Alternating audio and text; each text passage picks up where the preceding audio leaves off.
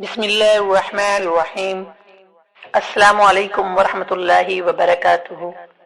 حضرت ابراہیم علیہ السلام کو حضرت اسماعیل علیہ السلام سے بہت محبت تھی۔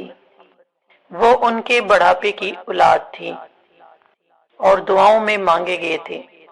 کبھی کبھی حضرت ابراہیم علیہ السلام ان کو بوس و کنار بھی کر لیتے۔ پھر حضرت ابراہیم علیہ السلام کو حکم ہوا کہ اپنی بیوی ہاجرہ علیہ السلام کو لے کے بیٹے کے ساتھ ایک بیابان میں کی طرف ہجرت کر دیں۔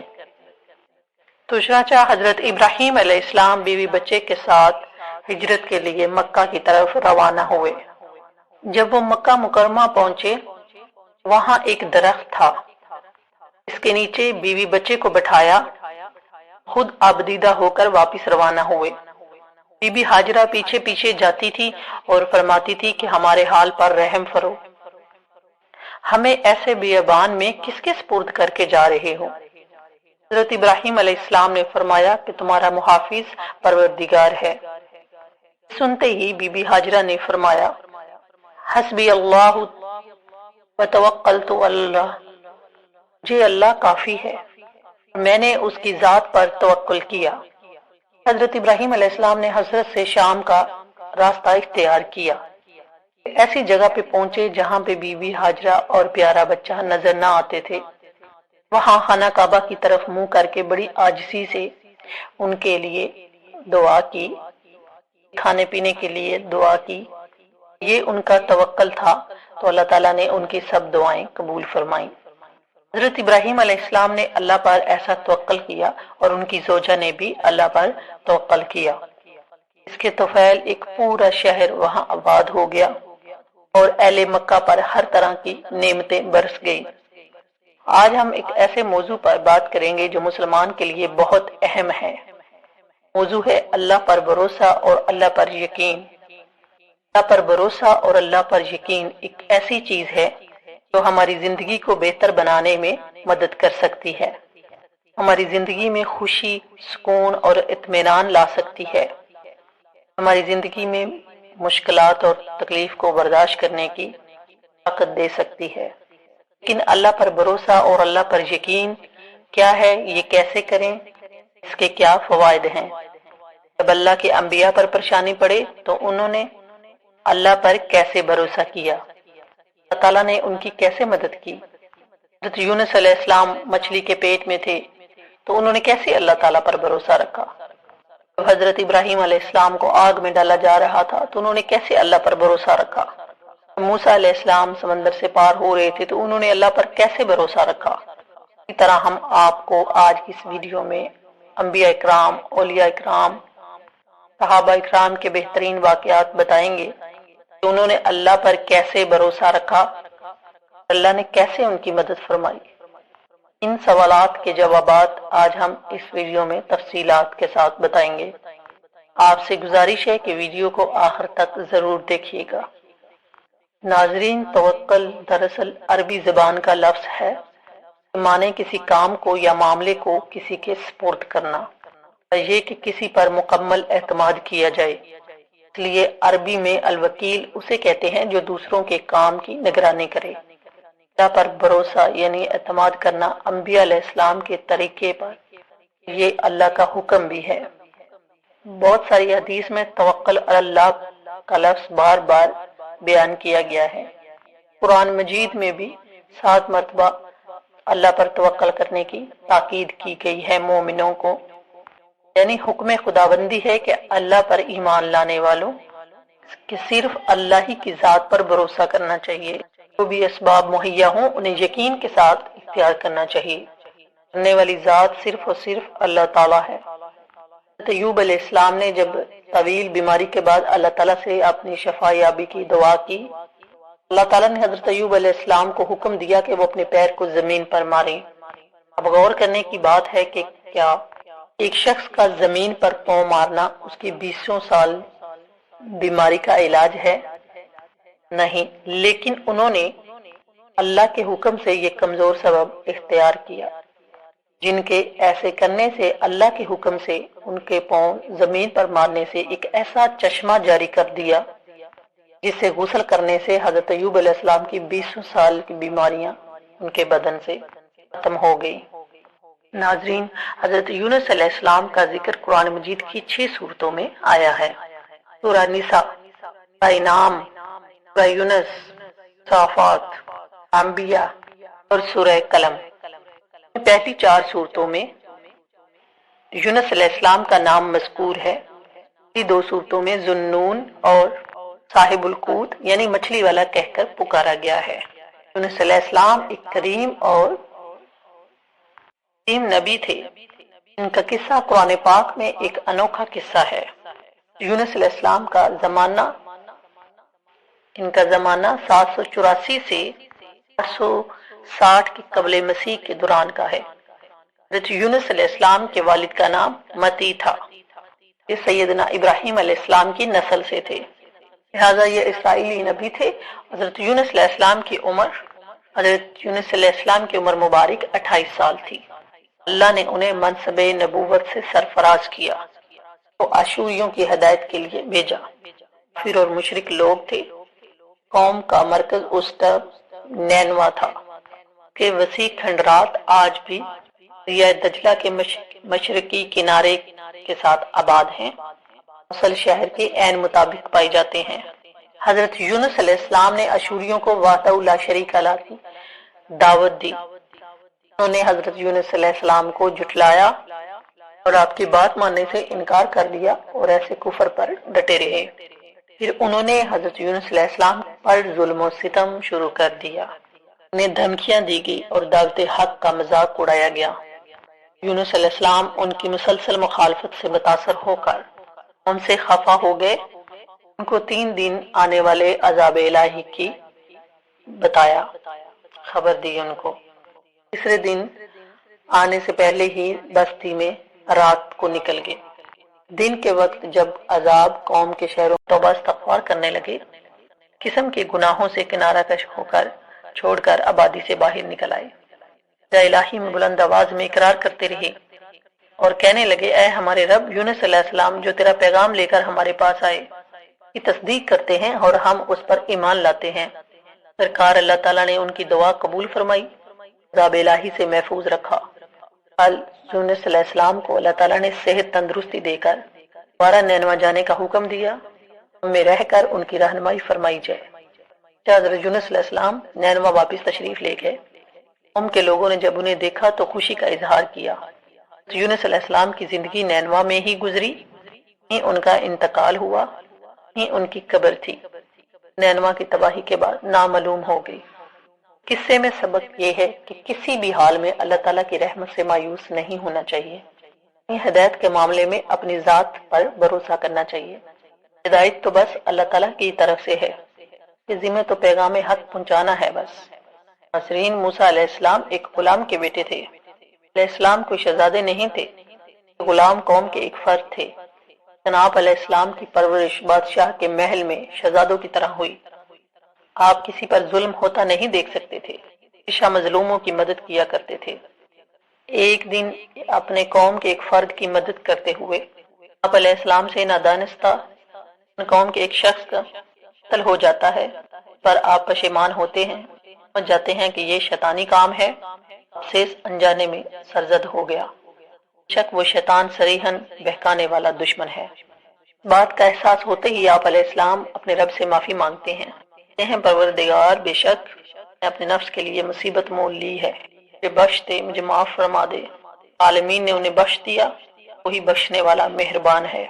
اس صبح آپ علیہ السلام ڈرتے اور بھانپتے ہوئے کی طرف گئے تو شہر کے آخری کنارے پر ایک شخص ہوا آتا ہے اور کہتا ہے، بے شک دربار والے آپ کے قتل کرنے کا مشورہ کر رہے ہیں، نکل جائیے، تک میں آپ علیہ السلام کے خیر خواہوں میں سے ہوں۔ خبر سنتے ہی آپ علیہ السلام ڈر کر وہاں سے چپکے سے نکل گئے۔ دعا کرتے ہیں کہ اے پروردگار، ظالم قوم سے بچا لے۔ جانے کا ارادہ کرتے ہیں اور مدین کی طرف جا کر رک کر کہتے ہیں، امید ہے کہ میرا رب مجھے سیدھے اور ٹھیک راستے پر ڈال دے گا۔ علیہ السلام مدین کے کنویں کے پانی کے پار پہنچتے ہیں، دیکھتے ہیں وہاں ایک مسافروں کی جماعت اپنے مویشیوں کو پانی پلا رہی ہے۔ ایک طرف 2 عورتیں اپنی بکریوں کو روک کر کھڑی ہیں۔ علیہ السلام ان دونوں عورتوں سے پوچھتے ہیں کہ تم دونوں یوں کیوں کھڑی ہو؟ دونوں کہتی ہیں کہ جب تک یہ چراغے اپنی بکریوں کو پانی پلا کر نہیں جاتے تب تک ہم اپنی بکریوں کو پانی نہیں پلا سکتے۔ میرے والد عمر رسیدہ بزرگ ہیں، علیہ السلام خود ان کی بکریوں کو پانی پلا دیتے ہیں، پھر ایک سائے جگہ بیٹھ جاتے ہیں، سے التجا کرتے ہیں، پروردگار جو خیر بھی تو مجھ پر نازل کرے، محتاج ہوں۔ بہت حضرت موسیٰ علیہ السلام کی نبوت کے سرفراز کرنے سے پہلے کی ہے۔ تصور میں لائیے کہ شاہی محل میں پلا پرورش پانے والا ایک نوجوان اپنا سب کچھ چھوڑ کر خالی ہاتھ تناتن اپنی جان بچا کر مصر سے نکلتا ہے، معلوم کیسی کیسی تکالیف اور مشکلات اٹھا کر سینہ عبور کرتا ہے، کیسے علاقے میں پہنچتا ہے جدھر نہ کوئی اس کو جاننے والا ہے، نہ کوئی اس کا واقف ہے، سر چھپانے کی جگہ ہے، روٹی روزی کا کوئی وسیلہ ہے، وہ تو محتاجی اور مفلسی کی انتہا ہے۔ انسان ہوتا تو ان حالات میں ہمت ہار جاتا، لیکن موسیٰ علیہ السلام نے ہر موقع پر اللہ سے رجوع کیا، رشتہ قتل کر دیا، سے معافی مانگی، سے جان بچا کر نکلتے وقت دعا کی، پروردگار مجھے ظالم قوم سے بچا لے۔ کی طرف رخ کیا، راستہ نامعلوم ہے، یہ ساتھی بھی نہیں، تو فرمایا کہ مجھے امید ہے کہ میرا رب مجھے اس ٹھیک راستے پر ڈال دے گا۔ دنوں کا تھکا دینے والا سفر طے کر کے جب دین پہنچتے ہیں تو اپنی تھکاوٹ کے باوجود جب نیک کام سر انجام دیتے ہیں، کمزوروں کی مدد کرتے ہیں، دونوں عورتوں کی بکریوں کو بغیر کسی معاوضے کے پانی پلا دیتے ہیں، ان کی مدد کرتے ہیں۔ بکریوں کو پانی پلانے کے بعد آپ علیہ السلام سائے میں جا کر بیٹھ جاتے ہیں، بابرکت دعا مانگتے ہیں، اور وہ یہ ہے، پروردگار خیر بھی تو مجھ پر نازل کر دے، محتاج ہوں۔ موسیٰ علیہ السلام جیسا معاملہ اگر ہمارے ساتھ پیش آتا، فرسٹریشن ڈپریشن کے مریض بن جاتے، کیفیت کیا ہوتی، کیا کرتے؟ میں ہم اپنے رب سے مانگتے تو کیا مانگتے؟ دعا کرتے، خوب جانتے ہیں کہ ہم کیا مانگتے، سے روزی روٹی مانگتے اور سر چھپانے کے لیے جگہ مانگتے۔ حضرت موسیٰ علیہ السلام نہ فرسٹریشن میں آئے، نہ ڈپریشن میں آئے، اور نہ ہی پریشان ہوئے، ہماری طرح روزی روٹی کا سوال کیا، نہ سر چھپانے کے لیے جگہ مانگی، ایک ایسی جامع دعا کی جس میں سب کچھ اپنے رب پر چھوڑ دیا، اور اپنے رب سے دعا کی، پروردگار جو خیر بھی تو مجھ پر نازل کرے، میں اس کا محتاج ہوں۔ موسیٰ علیہ السلام نے یہ دعا کر کے ہمیں یہ بھی بتا دیا کہ خیر آسمان سے ہی نازل ہوتی ہے، اور برکت صرف آسمان سے ہی نازل ہوتی ہے، اللہ کے حکم سے۔ موسیٰ علیہ السلام کی یہ دعا اتنی بابرکت ثابت ہوئی، موسیٰ علیہ السلام کو جہاں کوئی بھی نہیں جانتا تھا، وہاں ان کو ملازم، سر چھپانے کی جگہ، کھانا، سب کچھ اللہ کے حکم سے مل گیا۔ بیوی انسانیت کی تکمیل کے لیے ایک جلیل القدر ہستی کی نعمت، میں اسی دعا کی برکت سے آپ علیہ السلام نبوت سے بھی نوازے گئے۔ یہ برکت جو دعا کرنے سے ملتی ہے، توکل کرنے والوں کے بارے میں فرمان الہی ہے، اور اللہ اسے ایسی جگہ سے عطا فرماتا ہے جہاں سے اس کا گمان بھی نہیں ہوتا۔ شخص اللہ پر توکل کرتا ہے تو اللہ اسے کافی ہے، اللہ اپنا پورا کام کر لینے والا ہے، اللہ نے ہر شے کے لیے اندازہ مقرر کر رکھا ہے۔ طلاق حضرت موسیٰ علیہ السلام نے اللہ پر توکل کیا، تعالیٰ نے بھی ان کو ایسی جگہ سے وہ سب کچھ عطا کر دیا جو ان کے گمان میں نہیں تھا۔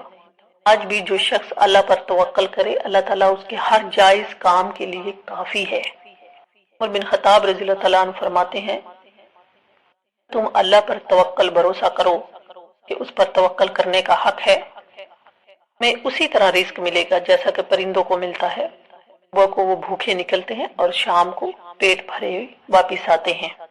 ناظرین، قرآن کریم نے جس واقعے کو احسن القصص قرار دیا ہے وہ حضرت یوسف علیہ السلام کا ہے، اپنے اندر بہت سے سبق لیے ہوئے ہیں۔ یوسف علیہ السلام حضرت ابراہیم علیہ السلام کے پڑپوتے، حضرت یعقوب علیہ السلام کے بیٹے، اسحاق علیہ السلام کے پوتے، حضرت یعقوب علیہ السلام کے لخت جگر ہوئے ہیں۔ یوسف علیہ السلام حضرت ابراہیم علیہ السلام کے پڑپوتے، حضرت یعقوب علیہ السلام کے بیٹے، اسحاق علیہ السلام کے پوتے، حضرت یعقوب علیہ السلام کے لخت جگر تھے۔ آپ علیہ السلام نے بچپن میں ایک خواب دیکھا، آپ کو 11 ستارے، سورج اور چاند سجدہ کر رہے ہیں۔ آپ علیہ السلام نے یعنی یوسف علیہ السلام نے اپنے اس خواب کو اپنے والد سے بیان کیا۔ حضرت یعقوب علیہ السلام نے اپنے بیٹے یوسف علیہ السلام کو کہا کہ آپ نے اپنا یہ خواب اپنے بھائیوں سے بیان نہیں کرنا، اللہ تعالیٰ آپ پر آپ کے آباء و اجداد کی طرح نعمت عطا کرے گا۔ دوسری طرف حضرت یوسف علیہ السلام کے برادران حضرت یوسف علیہ السلام کو یعقوب علیہ السلام سے محبت کے اصول کے لیے حضرت یوسف علیہ السلام کو اکیلے جنگل کی طرف لے گئے تاکہ حضرت یعقوب علیہ السلام کی محبتوں کو حاصل کر لیا جائے، کیونکہ وہ یوسف علیہ السلام کو زیادہ محبت کرتے ہوئے دیکھتے تھے۔ انہوں نے حضرت یعقوب علیہ السلام کے سامنے ایک پلان کے تحت اظہار کیا کہ آپ یوسف علیہ السلام کو ہمارے ساتھ بھیجیں۔ حضرت یوسف علیہ السلام کے معاملے میں ہم پر بھروسہ کیوں نہیں کرتے؟ ان کو ہمارے ساتھ روانہ کریں تاکہ ہمارے ساتھ کھیلیں اور کھائیں پئیں۔ یعقوب علیہ السلام نے اس خدشے کا اظہار کیا کہ کہیں تم یوسف علیہ السلام سے غافل نہ ہو جاؤ، اس کو کوئی بھیڑیا نہ کھا جائے۔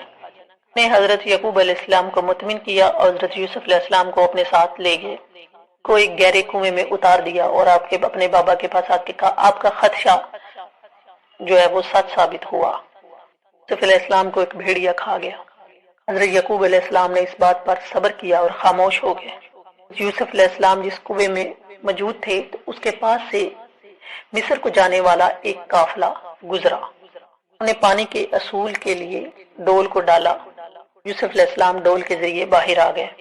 انہوں نے یوسف علیہ السلام کو اپنے ہمراہ لیا اور گنتی کے چند درہموں کے بدلے انہوں نے یوسف علیہ السلام کو سیل کر دیا، بیچ دیا، مصر نے کے ہاتھوں فروخت کر دیا۔ یوسف علیہ السلام وہاں پر پرورش پاتے رہے، زندگی کے کافی سال طے کرتے رہے۔ اب علیہ السلام یعنی یوسف علیہ السلام جوان ہوئے تو عزیز مصر کی بیوی زلیخا وہ حضرت یوسف علیہ السلام کے حسن پر فریفتہ ہو گئی اور اس نے آپ علیہ السلام کو برائی کی دعوت دی۔ حضرت یوسف علیہ السلام نے ٹکرا دیا۔ مصر کی بیوی نے حضرت یوسف علیہ السلام کو تعقیب کرنے کا ارادہ کیا۔ اسی ٹائم حضرت زلیخا کے عزیز ہسبینڈ عزیز مصر جو ہیں وہ محل میں داخل ہو رہے تھے۔ اس نے سارے منظر کو دیکھا تو اس کو بڑی تشویش ہوئی، لیکن اس موقع پر زلیخا نے اپنے رویے کو بدل کر اپنے شوہر کو یقین دلایا کہ وہ بے قصور ہے۔ یوسف علیہ السلام پر الزام لگا دیا۔ یوسف علیہ السلام کی بے گناہی کو ثابت کرنے کے لیے محل کے ایک بچے کو زبان عطا کر دی۔ جس ایج میں بچہ نہیں بول سکتا اس کو بولنے کی طاقت دی، اور اس نے حضرت یوسف علیہ السلام کی گواہی دی اور اس بات کو بولنے کی اجازت دی کہ اگر یوسف علیہ السلام کی قمیض آگے سے پھٹی ہوئی ہے زلیخا سچی ہے، اگر قمیض آگے سے پھٹی ہوئی ہے تو الزام سچا ہے، اور اگر قمیض پیچھے سے پھٹی ہوئی ہے تو الزام جھوٹا ہے۔ حضرت یوسف علیہ السلام کی قمیض کو دیکھا گیا تو وہ پیچھے سے پھٹی ہوئی تھی۔ یہ بات ثابت ہو گئی کہ حضرت یوسف علیہ السلام پاک دامن ہے۔ واقعے کی اطلاع جب مصر میں پھیلی تب کا اس واقعے کی میں وہ واقف رکھنے والی عورتوں نے زلیخا کو برا بلا کہا، عزیز مصر کی بیوی کے کردار پر اس کا اظہار کیا کہ وہ کس طرح اپنے ہی پالے ہوئے نوجوان پر فریفتہ ہو گئی۔ عزیز مصر کی بیوی نے ان کی باتوں کو سنا۔ انہوں نے ان عورتوں کو اپنے گھر میں مدعو کیا اور ان کے لیے کھانا تیار کیا اور ان سب عورتوں کے ہاتھ میں چھری تھما دی۔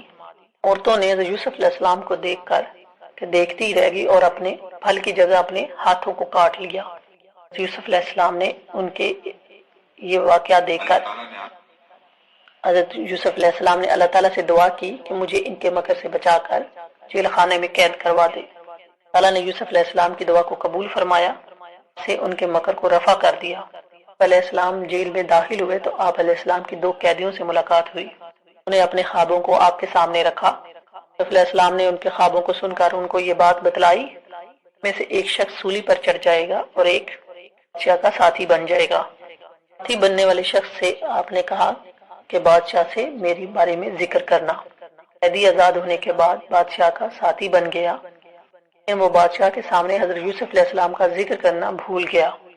کئی برس گزرنے کے بعد بادشاہ مصر کو خواب آیا، 7 کمزور گائیں 7 موٹی تازی گایوں کو کھا رہی ہیں، 7 سبز بالیاں اور باقی 7 خشک بالیاں ہیں۔ بادشاہ کے ساتھی کو حضرت یوسف علیہ السلام کی یاد آئی خواب کی تعبیر پوچھنے کی وجہ سے۔ علیہ السلام کے پاس پہنچا تو انہوں نے یہ بات کی 7 سال خوشحالی کے بعد سال بہت غمگین قحط پوری دنیا میں ہوگا، لپیٹ میں لے لے گا۔ خوشحالی کے سالوں میں اگر غلے کی تدبیر کی جائے تو اس سے لوگوں کے کھانے کا مقصد پورا ہو جائے گا، انتظام ہو جائے گا، خالی سے بچ جائیں گے۔ یوسف علیہ السلام کی تدبیر، خواب کی تدبیر سننے کے بعد بادشاہ مصر نے یوسف علیہ السلام کو اپنے قریب کر لیا کہ پر یوسف علیہ السلام نے وزیر خزانہ کے اختیارات کو قبول کر لیا۔ بعد ازاں آپ علیہ السلام عزیز مصر بن گئے، سارے انتظامی امور آپ علیہ السلام کے ہاتھ میں آ گئے۔ حالی کے سالوں کے بعد عالمگیر قحط نے پوری دنیا کو اپنے لپیٹ میں لے لیا، پر دنیا کے تمام لوگ قحط کی زد میں تھے۔ وہاں پر حضرت یوسف علیہ السلام کے بھائی بھی اس قحط کی زد میں آ گئے۔ ان کو اس بات کی اطلاع ملی کہ عزیز مصر سے غلہ مل سکتا ہے تو وہ آپ علیہ السلام سے غلے کے اصول کے لیے پہنچ گئے۔ یوسف علیہ السلام ستویلے بھائیوں کے پاس آئے، کو پہچان لیا، ان سے باتوں باتوں میں ان کے خاندان کے بارے میں معلومات لی، بات کی کہ اگلی مرتبہ جب آپ آؤ تو اپنے چھوٹے بھائی کو بھی لے کر آنا۔ یوسف علیہ السلام کے بھائی جانے لگے تو ان کی پونجی کو بھی ان کے سامان میں ڈال دیا۔ واپس آئے تو انہوں نے حضرت یعقوب علیہ السلام سے حضرت بنیامین کو بھی اپنے ساتھ لے جانے کو کہا۔ یعقوب علیہ السلام اس بات پر آمادہ نہ تھے، لیکن جب سامان سے پونجی فراہم مل گئی تو حضرت یعقوب علیہ السلام بنیامین کو ساتھ بھیجنے پر آمادہ ہو گئے۔ بنیامین کو لے کر جب بھائی پہنچے، غلے کو تولا گیا تو حضرت یوسف علیہ السلام نے ایک تدبیر کے ذریعے بنیامین کو اپنے قریب کر لیا کہ پر حضرت یوسف علیہ السلام نے وزیر خزانہ کے اختیارات کو قبول کر لیا۔ بعد ازاں آپ علیہ السلام عزیز مصر بن گئے، سارے انتظامی امور آپ علیہ السلام کے ہاتھ میں آ گئے۔ حالی کے سالوں کے بعد عالمگیر قحط نے پوری دنیا کو اپنے لپیٹ میں لے لیا، پر دنیا کے تمام لوگ قحط کی زد میں تھے۔ وہاں پر حضرت یوسف علیہ السلام کے بھائی بھی اس قحط کی زد میں آ گئے۔ ان کو اس بات کی اطلاع ملی کہ عزیز مصر سے غلہ مل سکتا ہے تو وہ آپ علیہ السلام سے غلے کے اصول کے لیے پہنچ گئے۔ یوسف علیہ السلام ستویلے بھائیوں کے پاس آئے، کو پہچان لیا، ان سے باتوں باتوں میں ان کے خاندان کے بارے میں معلومات لی، بات کی کہ اگلی مرتبہ جب آپ آؤ تو اپنے چھوٹے بھائی کو بھی لے کر آنا۔ یوسف علیہ السلام کے بھائی جانے لگے تو ان کی پونجی کو بھی ان کے سامان میں ڈال دیا۔ واپس آئے تو انہوں نے حضرت یعقوب علیہ السلام سے حضرت بنیامین کو بھی اپنے ساتھ لے جانے کو کہا۔ یعقوب علیہ السلام اس بات پر آمادہ نہ تھے، لیکن جب سامان سے پونجی فراہم مل گئی تو حضرت یعقوب علیہ السلام بنیامین کو ساتھ بھیجنے پر آمادہ ہو گئے۔ بنیامین کو لے کر جب بھائی پہنچے، غلے کو تولا گیا تو حضرت یوسف علیہ السلام نے ایک تدبیر کے ذریعے بنیامین کو اپنے پاس رکھ لیا۔ بنیامین کی بازیابی کے لیے بھائیوں نے التجا کی، لیکن حضرت یوسف علیہ السلام نے نہیں جانے دیا۔ قافلے والے حضرت یعقوب علیہ السلام کے پاس پہنچے اور ان کو اس بات کی اطلاع دی گئی کہ بیٹے بنیامین کو چوری کے جرم میں گرفتار کر لیا گیا۔ یعقوب علیہ السلام اس بات پر انتہائی تکلیف اور دکھ میں ہو گئے، آپ کی بنائی بھی آپ کے آنسوؤں کے ساتھ گھل ہو گئی۔ یعقوب علیہ السلام نے ایسے عالم میں اپنے بیٹوں کو نصیحت کی کہ جاؤ بنیامین اور یوسف کو تلاش کرو، یہ رحمت سے نا امید نہیں ہونا۔ بار جب بھائی یوسف علیہ السلام کے پاس گئے تو ان کے پاس خریداری کے لیے قیمت نہ تھی۔ بڑے دکھ سے اور تکلیف سے عزیز مصر کے سامنے اس بات کا اظہار کیا، آپ سے ہم صدقہ لینے آئے ہیں، ہمیں صدقہ دے دیں۔ یوسف علیہ السلام نے جب اپنے بھائیوں کے لبوں سے یہ بات سنی، علیہ السلام نے کہا میں ہی یوسف ہوں، میرا بھائی ہے، نے آپ پر کرم کیا۔ اس وقت حضرت یوسف علیہ السلام نے آپ کو معاف کر دیا۔ آپ علیہ السلام نے اپنی قمیض کو اتارا اور کہا کہ یہ قمیض حضرت یعقوب علیہ السلام کے چہرے پر ڈال دی جائے، بینائی واپس آ جائے گی۔ یعقوب علیہ السلام اپنے گھر میں موجود تھے اور انہوں نے اپنے بیٹوں سے کہا مجھے یوسف کی خوشبو آ رہی ہے۔ بیٹوں نے بغض اور بے ادبی کے الفاظ کہے تو وہاں سے آئے جب بھائی اور انہوں نے قمیض آپ کی آنکھوں پہ منہ پہ ڈالی تو بینائی واپس آ گئی، شرمسار ہوئے، ان کی خطا کو معاف فرما دیا۔ ہم اہل خانہ روانہ ہوئے جہاں یوسف علیہ السلام نے اپنے والدین کو تخت پر بٹھایا، والدین اور بھائی آپ کے سامنے سجدہ ریز ہو گئے۔ حضرت یوسف علیہ السلام کی خواب کی تعبیر مکمل ہو گئی۔ دوستو، حضرت یوسف علیہ السلام کا قصہ صبر و استقامت اور اللہ پر یقین اور توکل کا اہم حصہ ہے، عمدہ مثال ہے۔ حضرت یوسف نے بڑی سے بڑی آزمائش میں بھی اللہ پر بھروسہ رکھا۔ اللہ نے انہیں کنویں سے لے کر مصر کے قید خانے سے لے کر ہر جگہ سے تکلیف سے نکالا۔ آخر ہمیں توکل کے بل بوتے پر یوسف علیہ السلام نے ایک عظیم سلطنت پر حکومت کی